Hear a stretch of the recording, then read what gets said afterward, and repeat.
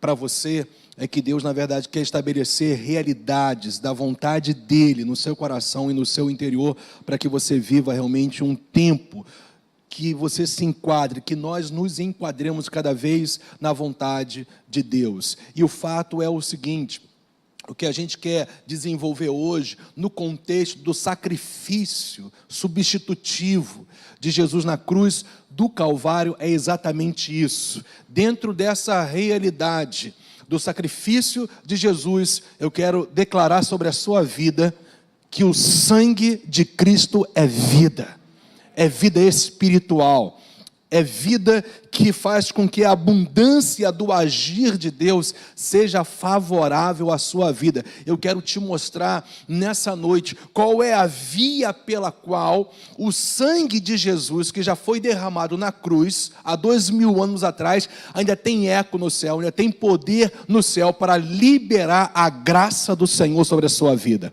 A nossa parte, é claro, sempre é a de crer, a de confiar, a se descansar, mas isso só acontece quando você compreende, quando você conhece, quando você entende o que a palavra de Deus estabelece dentro desse contexto, que o sangue de Cristo é vida. O sangue de Cristo Jesus é vida para você. Ou seja, quando nós cremos naquilo que o Senhor Jesus fez na cruz, o Espírito de vida vem sobre você. Gente, uma coisa que o Espírito Santo honra, uma coisa que o Espírito de Deus tem prazer de agir, é quando você crê na obra redentora de Jesus na cruz do Calvário. O Espírito de Deus, ele age quando nós realmente entendemos que obra é essa.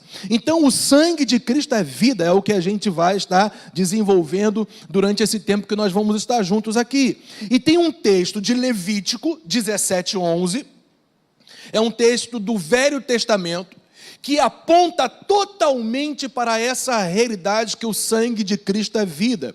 É um texto profético dentro de um cerimonial estabelecido na velha aliança, que mostra a sombra daquilo que nós iríamos ter como substância na pessoa e na obra de Jesus Cristo. Hebreus nos ensina isso, que tudo que era feito na velha aliança, e mais precisamente nos cerimoniais sacerdotais em prol do povo, apontava para a obra redentora, para a obra perfeita, para a obra definitiva, para a obra única, para a obra poderosa de Jesus Cristo. E esse texto nos fala sobre isso. Então a gente justamente se apoia mais uma vez numa escritura do Velho Testamento para olhar no ângulo, no foco, na ótica da nova aliança, porque é assim que eu e você temos que ler, estudar e meditar no Velho Testamento. E é bom eu dizer, é bom mais uma vez a gente afirmar que o Velho Testamento é tão inspirado pelo Espírito Santo como o Novo Testamento.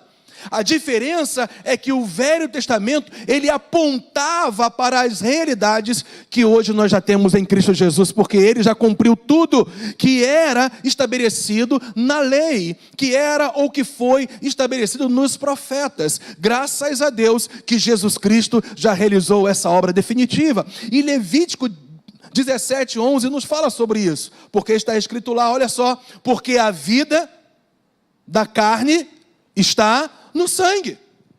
Está falando evidentemente de uma maneira natural, física. Não há vida se não houver sangue circulando no corpo, porque se isso não mais acontecer, você sabe como você vai ficar, geladinho, não vai ter mais vida em você, e você já vai estar preparado para então ser colocado debaixo da terra a 7 palmos. Mas enquanto houver sangue circulando no seu corpo, isso significa que você tem o quê? Vida. Então, porque a vida da carne está no sangue, olha o que o Senhor fala, é o Senhor falando através de Moisés, eu vou-lhe tenho dado sobre o altar, para fazer o que, gente?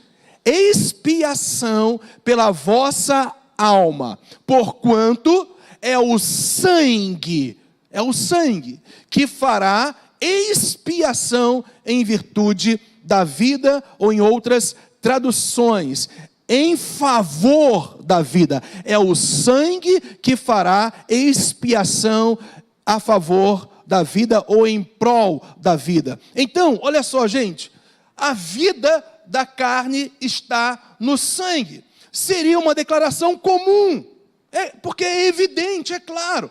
Eu já falei antes, se não houver sangue, não há vida, não há como a pessoa existir e se mover. Mas, graças ao Senhor, porque esse texto aí não é um texto simplesmente para nos trazer uma redundância que todos nós já sabemos, que a vida da carne, a vida de alguém, está no sangue dessa pessoa circulando no seu corpo. Seria uma declaração comum se o Senhor não estivesse falando do propósito do derramamento desse mesmo sangue.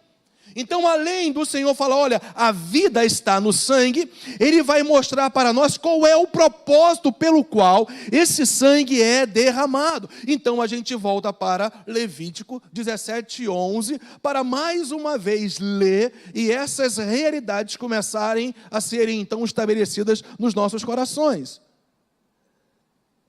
Mais uma vez, porque a vida da carne está no sangue. Por isso, por causa disso, eu vou-lo tenho dado sobre o altar. Esse é o propósito, para fazer expiação pela vossa alma. Repetindo a leitura mais uma vez. Porquanto é o sangue que fará expiação em virtude da alma. Então veja, gente, todo o propósito do sangue derramado é para fazer expiação a favor da vida de todo aquele que crê, porque a vida de Deus, o agir libertador de Deus, só é liberado para aquele que crê, para aquele que confia, para aquele que se descansa em quem Deus é e na obra redentora de Cristo Jesus. Então, todo o propósito do derramamento desse sangue está focado na expiação, e esse é um termo, esse é um ensinamento que infelizmente, gente, em regra geral, poucos na igreja têm tido entendimento sobre essa doutrina, que é uma das mais importantes na Bíblia, chamada expiação. Esse ensinamento sobre expiação que a gente vai estar tratando hoje, ele está simplesmente em toda a revelação bíblica. Desde Gênesis, literalmente isso, gente, desde Gênesis até Apocalipse, é um ensino, é uma revelação das mais fundamentais, das mais importantes para a nossa fé em Deus. Então hoje a gente quer focar justamente essa realidade, que o sangue de Cristo é vida, ou seja, o poder de Deus se manifesta sobre nós, quando nós cremos nesta obra sacrificial de Jesus, que é chamada também de sacrifício expiatório. Então, todo o propósito do sangue derramado sobre o altar, o texto que nós lemos em Levítico 17:11, é para fazer expiação a favor da vida de todo aquele que crê. Então, veja, o sangue derramado, é importantíssimo isso. Antes da gente começar a tratar agora sobre expiação, eu vou trazer vários significados, ou na verdade, são 6, são definições, características alicerçadas na palavra de Deus, para que a gente entenda essa doutrina, esse ensinamento, essa revelação bíblica que está em toda a palavra de Deus a respeito da expiação. Mas antes, é importante a gente lembrar que o sangue derramado ali representa profeticamente tudo que Jesus suportou. Jesus se tornou maldito no seu lugar. Ele se tornou pecado no seu lugar. Por isso que houve separação entre Jesus e o Pai. Tanto é que ele falou: Deus meu, Deus meu, por que me desamparaste? Porque houve uma separação. Mas qual foi o motivo dessa separação? Foi o teu pecado e o meu que foi sobre ele. Então Jesus, ele teve que suportar o abandono do Pai, por causa dos nossos pecados, porque o pecado faz separação entre o homem e Deus, e Jesus se faz pecado no nosso lugar. Ele é abandonado, ele é julgado, ele é condenado como um réu, para que você fosse favorecido por você crer na obra substitutiva dele na cruz do Calvário. Então o sangue derramado representa tudo que Jesus suportou e alcançou. Graças a Deus por isso. O sangue derramado não significa somente o sofrimento, mas também aquilo que o Senhor alcançou para nós na cruz do Calvário. Graças a Deus, porque o Senhor, ele suportou humilhações, abandonos, dores, feridas, e o pior de tudo, a separação entre ele e o Pai por causa dos nossos pecados. Mas havia um fim, havia um propósito, a glória de te salvar. A maior glória da cruz é a tua salvação, meu irmão. Você sabia disso? Eu vou repetir isso para você. A maior glória da cruz, a maior glória da obra redentora do Senhor é você. Olha só Hebreus, vai lá, olha que coisa linda, gente. Hebreus, capítulo 12, veja só que texto maravilhoso da palavra do Senhor, que exemplifica claramente o porquê da obra de Cristo. Esse texto vai falar de uma exaltação de Cristo Jesus, mas dentro de um foco para nos salvar. Porque está escrito em Hebreus capítulo 12, versículo 2 assim, olha: olhando firmemente para o autor e consumador da fé, Jesus, o qual em troca da alegria que lhe estava proposta, a alegria que lhe estava proposta era a sua salvação, era a sua redenção, era a sua absolvição. Aleluia, olha só. Suportou a cruz, ele suportou a cruz por você para esse propósito, não fazendo caso da ignomínia, da vergonha pública, e está sentado à destra do trono de Deus. Eu quero que você só perceba algo: Jesus não precisaria descer e morrer para ser exaltado, porque ele já era exaltado antes de se encarnar. Jesus desceu, se humilhou, se tornou homem, suportou tudo o que tinha que suportar para uma alegria proposta do Senhor, que era te salvar, que era te libertar, era te dar vida abundante, era curar as enfermidades do seu espírito, da sua alma e do seu corpo, e te dar vida eterna, te dar graça, provisão, te dar restauração. Eu quero te dizer que Jesus suportou tudo isso com alegria, porque ele via o fim da obra redentora dele. Ele suportou a ignomínia, a vergonha pública, o juízo. A Bíblia fala que o castigo, o juízo que estava sobre o Senhor, nos trouxe a paz dele sobre nós. Minha gente, tudo que Jesus Cristo fez foi por você. Não foi por ele, porque ele já era exaltado, o Senhor da glória. Ele se humilhou por causa de você. Você entende isso, meu irmão? Que amor é esse? Ele te ama demais, ele te ama com paixão, ele te ama com tanta paixão, que o sangue derramado sobre o altar de Levítico 17:11 aponta para algo que o Senhor teve que suportar, simplesmente para que você alcançasse, aleluia, tudo que Deus planejou para você. Meu irmão, não sei quanto você, mas eu fico muito feliz, porque Deus teve um plano. O homem cai, o homem se rebela, mas lá estava o plano de Deus, nos reerguer e nos conduzir de novo ao centro da vontade dele. Isso só acontece quando a gente entende o que é expiação, o que é sangue derramado no altar. Então a gente vai começar a falar sobre significados, definições, características a respeito desse ensino bíblico, que eu vou repetir mais uma vez para você. Ele é tão importante que está de Gênesis a Apocalipse. É uma das doutrinas mais importantes da Bíblia em relação à nossa jornada de fé. Você lembra quando o Senhor Jesus ele fala para Pedro ir até ele andando sobre as águas? Você lembra disso?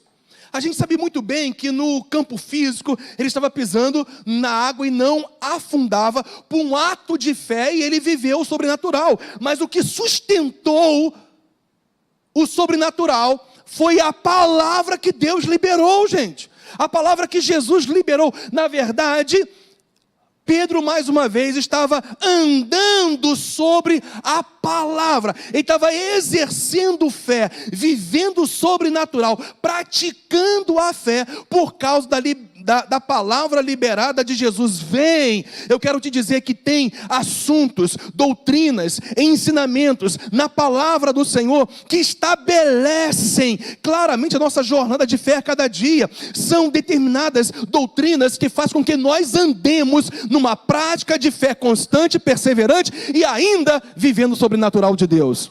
Essa é a proposta hoje, que a gente entenda um pouco mais o que é expiação à luz da palavra. Então, em primeiro lugar, expiação é a vida de um inocente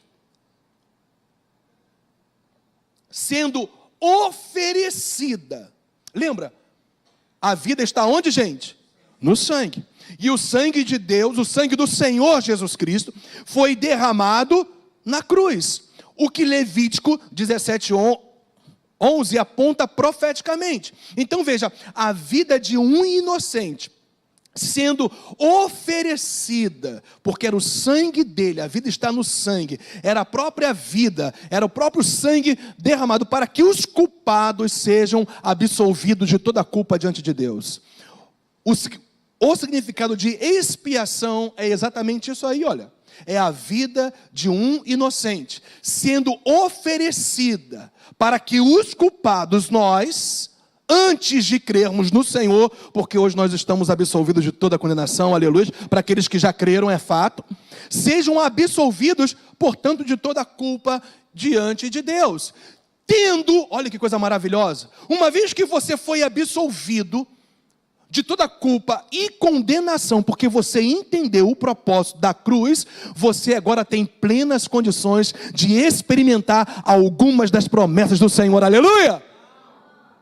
Não, todas! Eu só queria que você pensasse agora, fosse fundo agora, numa análise profunda, no autoexame, ou num exame, melhor dizendo, sobre esse termo. Qual o significado da palavra todas? Você poderia dar alguma definição filosófica? Alguma coisa assim, não sei, alguma coisa que venha lá do âmago do teu coração, sobre o que é todas? Gente, o que é todas? Gente, todas é todas. Então, graças a Deus, quando eu entendo que o inocente, a pessoa de Jesus, que não tinha pecado algum, a vida dele é derramada pelo seu sangue na cruz, para que eu fosse absolvido de toda culpa e condenação, tendo agora plena condição de experimentar na minha vida todas as promessas do Senhor. Eu quero te dizer o seguinte: dá vontade de pular, dá vontade de dançar, dá vontade de gritar. É fato. Porque eu sei qual é a minha condição hoje. A minha condição antes de Cristo era de condenado, era de alguém que não tinha acesso ao trono da graça, era alguém, como nós vamos ler, totalmente separado de Deus, da esperança, das alianças de promessas. Hoje eu fui aproximado junto ao Pai por causa do sangue derramado de Jesus na cruz do Calvário. Eu sou demais. E não tem nada a ver comigo, tem a ver com aquele que está em mim, aleluia. Você percebeu esse eu sou demais? Isso tem nada a ver, eu sou demais porque o Senhor me favoreceu, minha gente. E eu vou repetir, esse eu sou demais não tem nada a ver com a minha capacidade, dignidade, é porque o Senhor me colocou como herdeiro dele. É porque o Senhor me colocou como co-herdeiro de Cristo Jesus. É porque eu tenho agora acesso a cada promessa de Deus. Eu tenho o melhor de Deus. Eu tenho Ele. Eu tenho tudo que Ele tem para a minha vida. Como não me alegrar? Como não ver a valorização de Deus para com a minha vida? Graças a Deus. E 1 Pedro 1,17 fala sobre isso. Vai lá. Espero que você tenha entendido esse eu sou demais. Mas 1 Pedro 1,17 diz algo tão especial, tão maravilhoso. Diz aqui assim para nós, olha: Ora, se invocais como Pai aquele que sem acepção de pessoas julga segundo as obras de cada um, portai-vos, como gente? Com temor, reverência, durante o tempo da vossa peregrinação, o tempo que a gente viver nessa terra. Sabendo, por isso que a gente tem que andar em temor, aqueles que estão em Cristo Jesus. Sabendo que não foi mediante coisas corruptíveis, como prata ou ouro, que fostes como resgatados do vosso fútil procedimento que vossos pais vos legaram, mas pelo precioso sangue como de cordeiro, sem defeito e sem mácula, o sangue de Cristo. Aqui quando a Bíblia fala sobre cordeiro sem defeito e sem mácula, está falando de uma obra, de um sacrifício perfeito, porque quem era o próprio Cordeiro de Deus era totalmente e plenamente perfeito e capaz de te substituir na cruz do Calvário. Você foi resgatado, a gente já vai ver qual é o significado disso. Você foi resgatado, você foi comprado de novo para Deus, você foi de novo redimido, você foi comprado para a glória de Deus, você foi comprado para viver o plano de Deus para a sua vida. Eu já falei isso. Então aqui o apóstolo Pedro, ele deixa claro, o apóstolo Pedro, qual foi a via pela qual nós fomos comprados para Deus. Nós fomos comprados para Deus pelo sangue de Jesus Cristo, pelo sangue do Cordeiro, por aquilo que ele realizou na cruz do Calvário. Eu disse que nós fomos resgatados, nós fomos absolvidos de toda a condenação e culpa, para nós então participarmos plenamente de todas as promessas que o Senhor tem para nós. E Efésios 2:12, vai lá, nos mostra isso. 1 Pedro 1:17 e 20 nos mostra a via pela qual nós fomos resgatados, nós fomos redimidos, nós fomos salvos. E agora Efésios 2:12 diz assim para nós: olha, naquele tempo estáveis sem Cristo, separados da comunidade de Israel, que era o povo da aliança. Ele está se referindo aos gentios que estavam separados da comunidade de Israel. E é estranho às alianças da promessa. Estou lá em Efésios 2:12. Não tendo esperança e sem Deus no mundo. Era assim que você estava. Talvez você não estivesse consciente disso antes da sua conversão, mas esse era o teu estado. Alguém que não tinha Cristo, alguém que não tinha noção de quem era o Messias e o propósito dele. Você era alguém separado de um povo que tinha aliança com Deus e evidentemente estranho às alianças da promessa que o Senhor tinha para a sua vida. Não tinha esperança e sem Deus no mundo. Talvez você achava que Deus estava com você, mas deixa eu te dar uma notícia: Deus só está com aqueles que aceitam a oferta que Ele proveu, o seu próprio Filho. Jesus Cristo é a oferta que Deus proveu, para que quando você crê nele, você agora passa a andar com ele. No momento que você crê em Cristo Jesus, na obra redentora, agora o Pai tem aliança com você. Ele tem pacto com você, Ele tem compromisso com você. Deus só tem compromisso, aliança com aqueles que aceitam a provisão dEle, que é Jesus Cristo para as nossas vidas. É Jesus Cristo para a nossa própria salvação. É Jesus Cristo para a nossa própria redenção. Depois de falar isso, ele vem e diz qual foi a via pelo qual nós fomos aproximados. Nós passamos agora a estar debaixo das promessas de Deus, porque o versículo 13 fala: mas agora, graças a Deus para aqueles que já creram, em Cristo Jesus, vós que antes estáveis longe, fostes, graças ao Senhor, gente, aproximados pelo sangue de Cristo. Não há mais impedimento algum entre aqueles que creem em Cristo e Deus, porque nós cremos na oferta, na provisão que Ele nos deu. Por isso, nós temos plenas condições de viver tudo aquilo que Deus planejou para as nossas vidas. Ainda é importantíssimo a gente estar tratando desse termo aí, resgate. literalmente é aquilo que é dado em troca de outro, que foi o próprio sangue de Cristo. Lembra que a gente leu?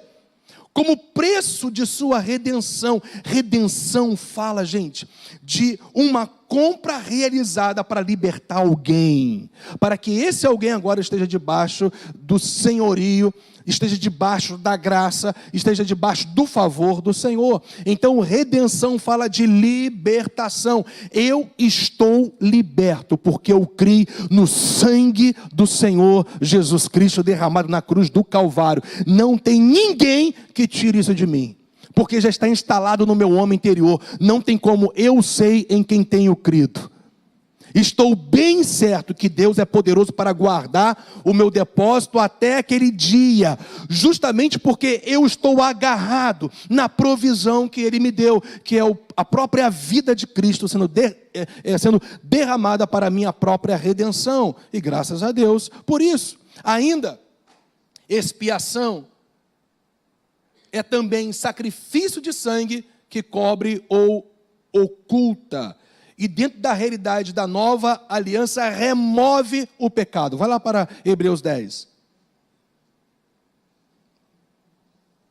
Não esqueça, nós estamos tratando sobre vários significados do termo expiação, uma doutrina fundamental para que a gente ande na prática da fé, no exercício da fé, no descanso de quem Deus é, naquilo que Ele proveu para as nossas vidas. E Hebreus, mais uma vez nós vamos para Hebreus, agora capítulo 10, versículos 10 a 18, vai então desenvolver para nós essa realidade do sacrifício expiatório, que é justamente isso, é o sangue cobrindo ou ocultando, removendo o pecado daquele que estava antes sem Cristo. Então, Hebreus 10, a partir do versículo 10 também diz: nessa vontade é que temos sido santificados, mediante a oferta, olha que coisa maravilhosa, do corpo de Jesus Cristo.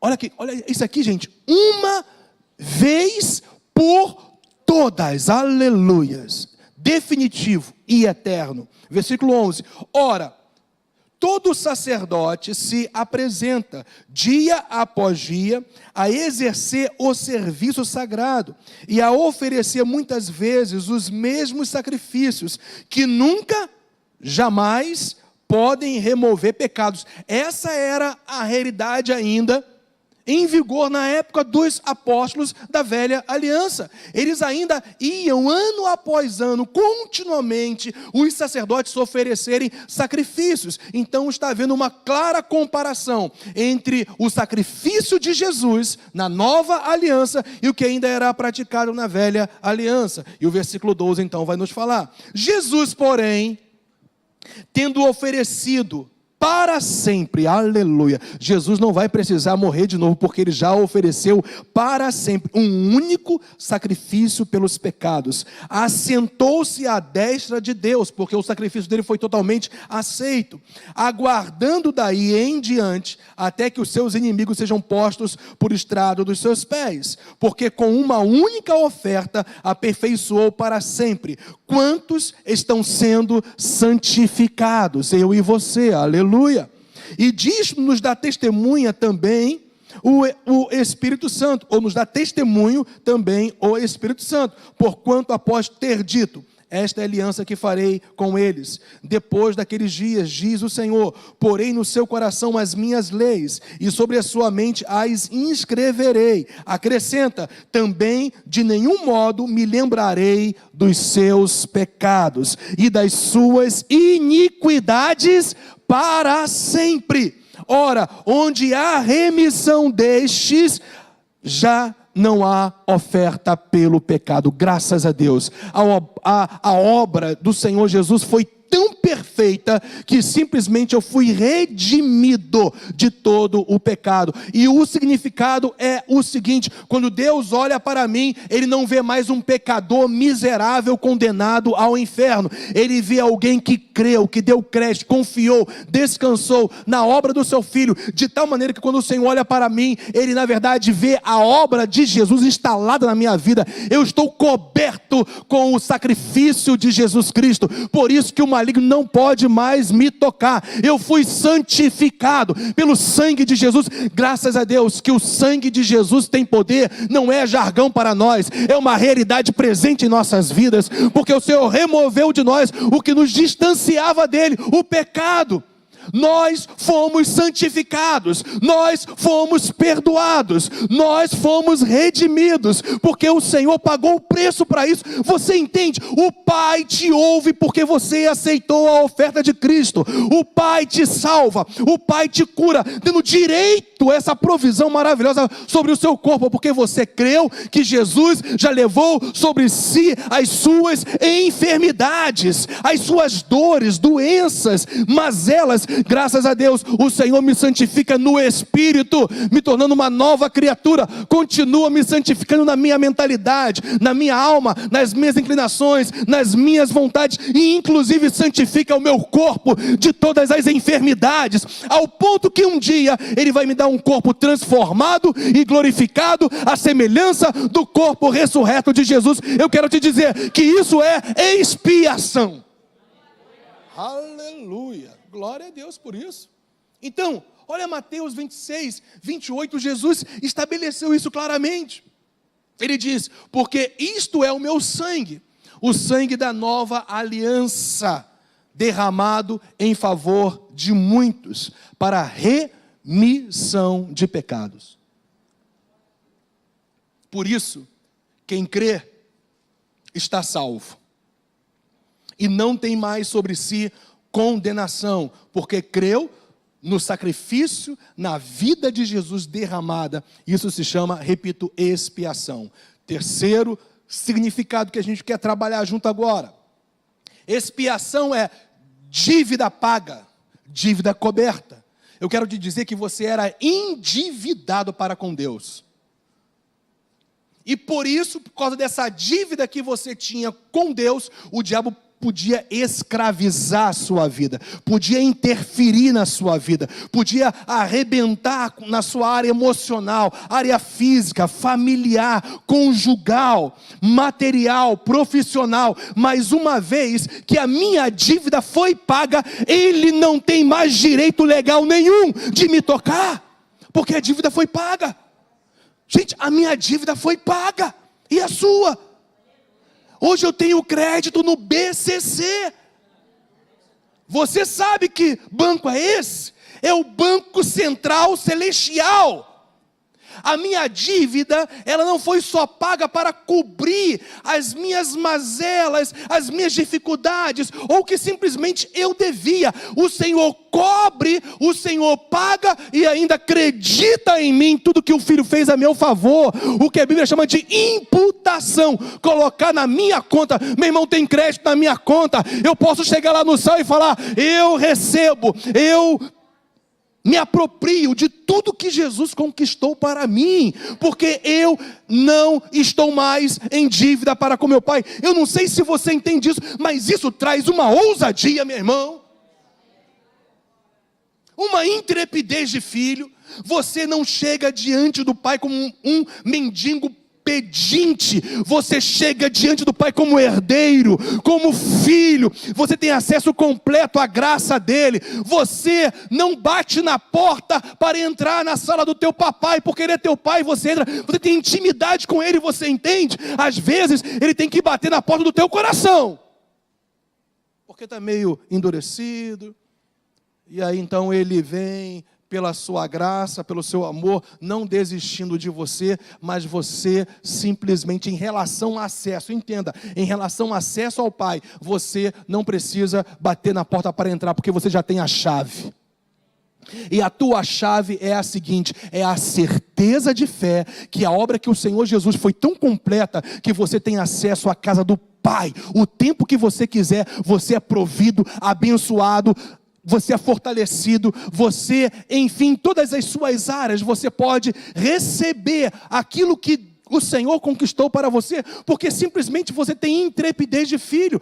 Hebreus nos fala sobre isso, que nós podemos chegar com ousadia e intrepidez diante do Pai, com toda a certeza de fé, por causa do vivo e novo caminho que foi propiciado pelo sangue de Jesus Cristo. Você fica feliz com isso? Que é isso? A tua dívida foi paga se você já creu em Cristo? Se você não crê, trata de crer, porque você está endividado, meu filho. Colossenses 2,13 nos fala isso aí, olha. E a vós outros, que estáveis mortos pelas vossas transgressões. Vocês estavam mortos pelas vossas transgressões e pela incircuncisão da vossa carne. Aqui são figuras que Paulo está se utilizando da velha aliança para mostrar que você não tinha antes aliança com Deus. Incircunciso era alguém que não tinha aliança nenhuma com Deus. Então vocês estavam mortos espiritualmente por causa da prática do pecado e por causa da falta de aliança que vocês tinham com Deus. Mas foi nesse estado, olha o amor de Deus aí, gente, foi nessa condição que o Senhor nos deu vida juntamente com Jesus Cristo, perdoando todos os nossos delitos. E olha só o que aconteceu nesse perdão maravilhoso. Ele cancelou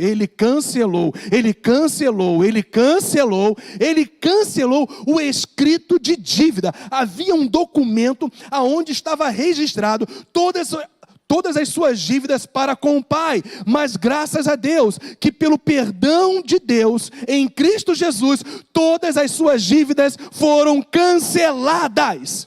Dívidas que era contra vocês, que era contra nós, que constava de ordenanças, o qual nos era prejudicial. O que ele fez? Ele remove esses escritos de dívida inteiramente. Eu gosto demais dessa palavra. Gente, não foi parcial. O Senhor não removeu parcialmente aquilo que era contra mim, as dívidas que eram contra mim diante de Deus, mas Ele remove inteiramente. Sabe o que Ele faz? Ele encrava na cruz do Calvário. Ou seja, a obra que Jesus Cristo fez há 2000 anos atrás é tão perfeita que quando eu creio hoje, se estabelece na minha vida o que o Senhor Jesus já fez por mim. Eu não tenho dívida. As minhas dívidas foram pagas. Aleluias. Quarto, significado de expiação. É sacrifício que une o homem de novo a Deus. Nada é mais precioso para Deus do que se relacionar com você. E o sangue de Jesus propiciou isso para a sua vida. E isso acontece quando a gente crê. Você tem hoje relacionamento com o Senhor, porque houve uma reconciliação. E é sobre isso que Paulo fala em Romanos capítulo 5, vamos lá? A gente está aqui, gente, só estabelecendo fundamentos, hein? Falando a respeito de características, significados, definições a respeito dessa doutrina da expiação que é tão importante para a prática da nossa fé. Então, mais uma é que expiação literalmente significa sacrifício que une o homem de novo a Deus. E Romanos 5, então, a partir do versículo 6, vai desenvolver isso para a gente. Diz a palavra de Deus. Porque Cristo, quando nós ainda éramos fracos, deixa eu parar um pouquinho aqui nesse éramos fracos. A palavra fracos aqui, literalmente, é alguém sem forças porque está incapacitado, impotente porque está doente. Éramos fracos, fala de alguém doente, que não tem forças, que está totalmente fraco, que não tem condições por si mesmo para viver, para existir, para, na verdade, se mover. É alguém que, por si só, não consegue viver o favor e a graça do Senhor. Então, Paulo está falando, quando nós estávamos nessa condição espiritual, morreu Cristo a seu tempo pelos ímpios. Eu quero te dizer que você era ímpio. Eu era ímpio. antes de me converter ao Senhor. Versículo 7. Dificilmente, diz o texto, alguém morreria por um justo. Olha, dificilmente alguém morreria por um justo. Preste atenção nisso, hein? Por uma pessoa, gente boa, boa praça, um cara íntegro, de caráter. Dificilmente alguém morreria por um justo, pois poderá ser que, pelo bom, alguém até se anime a morrer. Tem alguém aqui que você está animado para morrer por ele? Aí Paulo, depois que fala sobre essa realidade, que alguém, quem sabe, até se anime para morrer por um justo, ele vem no versículo 8 e diz, olha o amor, a condição do amor de Deus por você. Mas Deus prova o seu próprio amor para conosco, pelo fato de ter Cristo morrido por nós. Sendo nós ainda o que, gente? Qual era a nossa condição antes de crermos em Cristo? Pecadores, transgressores, pessoas que erravam o alvo o tempo todo, que não conseguia se estabelecer na vontade de Deus e nem fazer a vontade do Senhor. Éramos fracos, mas a Bíblia hoje fala para aqueles que estão em Cristo, que você pode tudo em Cristo que te fortalece. Olha a diferença, meu irmão.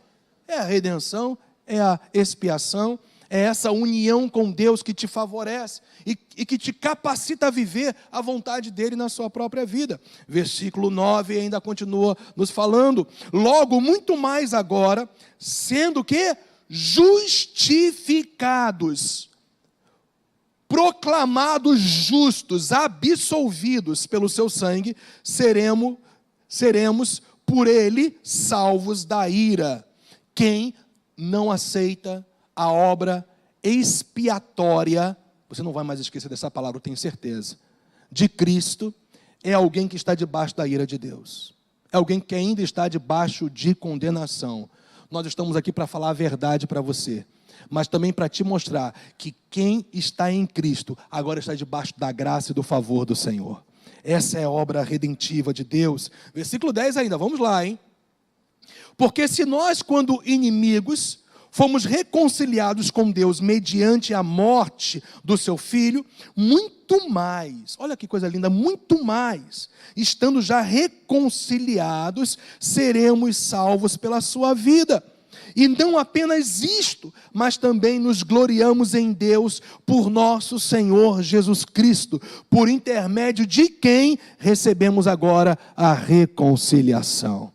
Meu irmão, se Deus te salvou da ira do Senhor, quando você ainda era pecador, muito mais você vai ser salvo. Essa é a tua segurança, é só você permanecer nessa crença, nessa perseverança, nessa firmeza, nesse descanso, dessa obra maravilhosa de Cristo Jesus. É só você caminhar debaixo desse descanso. A mão de Deus vai estar a seu favor hoje e sempre, independente de circunstâncias. Nunca venha imaginar que tempos desfavoráveis é porque a mão de Deus, o favor de Deus saiu sobre a sua vida, se você tem perseverado na fé. Porque se você tem perseverado na fé, tempos difíceis, desfavoráveis, vão contribuir em tudo para o teu próprio bem.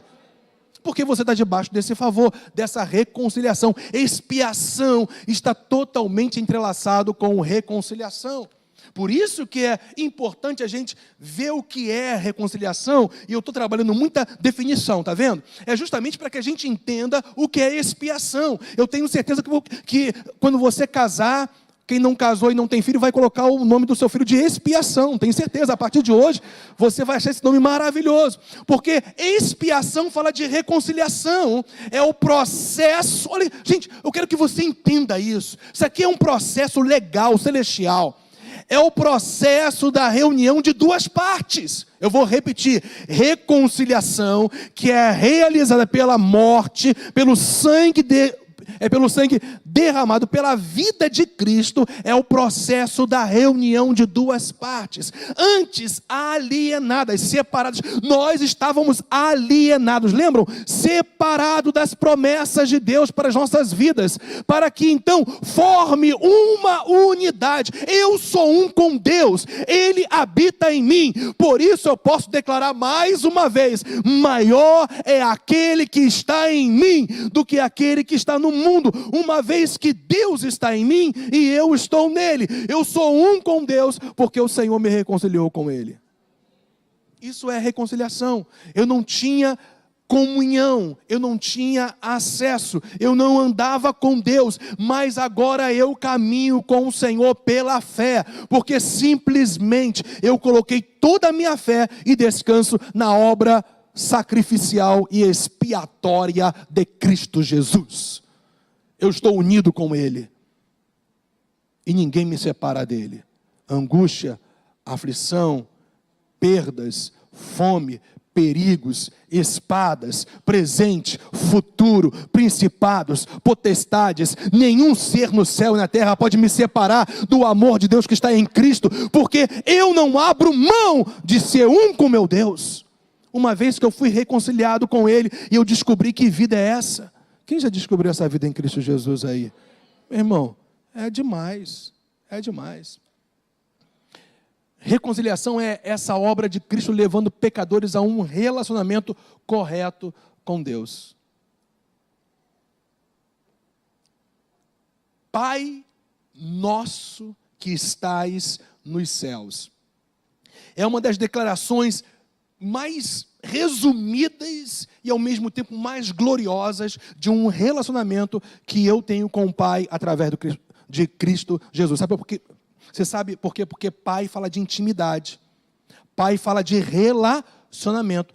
Pai fala de acesso completo, de comunhão, de andar com, de ser gerado por alguém. Pai, Ele é o meu Pai, mas esse Pai está nos céus. Ele é um Deus exaltado, poderoso, santo, maravilhoso, glorioso, majestoso. Então eu vou ao Pai em intimidade, mas reconhecendo que Ele é o Senhor da glória e eu me submeto a Ele, eu adoro a Ele em intimidade, porque o Senhor me levou a esse relacionamento correto com Deus. Quem está entendendo isso, hein? Glória a Deus. Eu sei que eu estou tratando de muitas definições, significados. Eu sei que isso muitas das vezes pode trazer assim um certo... Eu não sei, mas o fato é o seguinte: o que a gente está mostrando para você são bases fundamentais para você crer e praticar a fé. Isso são fundamentos. É a palavra que fundamenta a nossa caminhada com Deus. Então, em quinto lugar, expiação é transferência de culpa e de condenação para um inocente. Gente, o termo expiação fala de uma transferência de culpa e de condenação para um inocente. Olha só esse texto de Levítico 1:4, voltando mais uma vez para esse livro maravilhoso. Diz lá, ó, e porá, falando Deus, dizendo como que o sacerdote tinha que estar ministrando a imolação, o sacrifício do animal inocente. Olha só, e porá a mão sobre o que, gente? A cabeça do holocausto, que é sobre o sacrifício, que é o animal inocente, sendo sacrificado no lugar de outros que eram culpados, para que seja aceito a favor dele, da pessoa, portanto, culpada, para a sua expiação. Em outras palavras, o sacerdote vinha e colocava a sua mão, impunha as suas mãos sobre o animal que seria sacrificado no lugar do povo. Era um ato profético da velha aliança, que o sacerdote ele transferia o pecado do povo, eu repito, profeticamente, e o povo cria nisso e era abençoado. Então o pecado, a maldição, as mazelas, as transgressões eram transferidas para o bode ou para o animal que ia ser imolado, sacrificado. Aí então isso era aceito a favor daqueles que criam, para a expiação deles, porque expiação é isso, é transferência de culpa e de condenação. Ou seja, quando Jesus Cristo realizou a obra na cruz do Calvário, toda transferência foi sacramentada ali. Toda mazela, meu irmão, você tá enxergando isso? Toda a minha mazela, toda a minha culpabilidade, toda a minha condenação, tudo aquilo que me afastava do Pai, simplesmente foi transferido para Cristo. Hoje eu estou livre, eu estou liberto de toda a culpa e de toda a condenação, porque Jesus se tornou o réu no meu lugar. Então, quando eu vou ao Pai, eu vou a Ele sem culpa alguma, porque simplesmente tudo que estava me separando dele foi para o Senhor Jesus Cristo. É isso que esse texto profeticamente aponta para a pessoa do Senhor, de tal maneira que quando eu peco, quando eu falho, eu me arrependo e eu me volto para o Pai e digo: Pai, eu sei que a minha culpa, a minha condenação já foi sobre Cristo Jesus, e eu posso chegar a Ti e pedir perdão, na certeza que o sangue de Jesus já cobriu os meus pecados. Gente, isso é andar com Deus, é um relacionamento constante com o Senhor. Então, olha só, eu queria, antes da gente terminar, definir isso, que eu gostaria muito, eu orei para que você entendesse isso claramente. Veja só, quando o homem pecou contra Deus, pela sua justiça ele, Deus, puniu o pecado. Porque ele é o quê? Santo. Ele não vai compactuar jamais o quê? Com o pecado. Trazendo o quê, gente? Condenação eterna.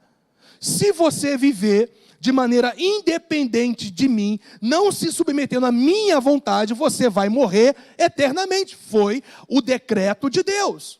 Mas graças a Deus, gente, que não parou por aí, houve uma solução. E Ele solucionou esta situação de perdoar o homem, por sua graça, sem ir contra a sua justiça e santidade, da seguinte maneira. Quem está acompanhando aí, diga amém. Ele condena, mas Ele traz a solução.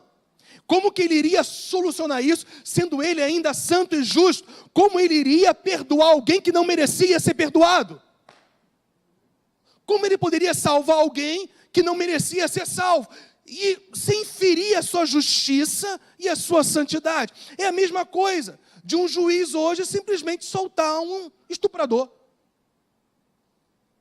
Simplesmente anular qualquer pena sobre alguém que fez algo mal. Eu quero te dizer que, espiritualmente dizendo, você estava nessa condição de pecador, sem merecedor da graça. E Deus seria injusto se Ele te perdoasse de uma maneira ilegal, evidentemente. Mas o que Ele faz? Ele não fere a sua justiça e nem a sua santidade da seguinte forma: julgando e condenando um inocente no lugar da humanidade culpada. E esse inocente é Cristo Jesus. Ele continuou santo? Ele continuou justo? Claro. O que Ele fez? Ele transferiu a culpa da humanidade, a condenação da humanidade para a pessoa de Jesus. Jesus assume essa culpa, essa condenação. Então quem crê em Cristo está livre de toda culpa e condenação. Aleluia! Essa é a justiça, essa é a graça de Deus, minha gente. Então, em último lugar, expiação é a mais pura manifestação da graça de Deus, do seu amor. Expiação é isso aí. É a manifestação mais pura, gente, do amor de Deus por você. Então a gente pode encerrar lendo Hebreus 2:9. Jesus, por causa do sofrimento da morte, foi coroado de glória e de honra, para que pela graça, pelo amor imerecido, pela manifestação do amor de Deus sem eu e você merecermos, provasse a morte por todo homem. Gente, é para a gente adorar esse Deus maravilhoso. Jesus, por causa do sofrimento da morte, por aquilo que Ele suportou pela humanidade, foi coroado de glória e de honra, para que pela graça de Deus provasse a morte por todo o homem. Expiação é manifestação da graça. A gente pode voltar então para Romanos 5:8 e ler. Mas Deus prova o seu próprio amor para conosco, pelo fato de ter Cristo morrido por nós, sendo nós ainda pecadores. Expiação, gente, sacrifício de Jesus por nós é a mais pura manifestação da graça de Deus. Deus não desistiu de você. Deixa eu te fazer só uma pergunta. Se Deus não desistiu de você, quando você estava naquela condição de pecador, de culpado, condenado antes de crer em Cristo, como que Ele vai desistir de você hoje se você já creu no Filho dEle? Você percebe? Você está em Cristo Jesus. Portanto, o favor e a graça de Deus está sobre a sua vida. A gente foi extremamente didático hoje mesmo, no sentido da gente ficar focando esse termo expiação, mas é para selar essa realidade no seu coração, para que você viva um tempo de descanso, um tempo de crença perseverante, um tempo de exaltação e glorificação do teu Deus que te amou quando você ainda era pecador, um tempo de um relacionamento ainda maior com Deus e com intrepidez e ousadia. Você tem livre acesso ao trono da graça do Senhor. E graças a Deus por causa da expiação, gente. Porque aqueles que estão em Cristo têm acesso não mais ao trono do juízo, mas têm acesso ao trono da graça. Aleluia. Fique de pé, meu irmão.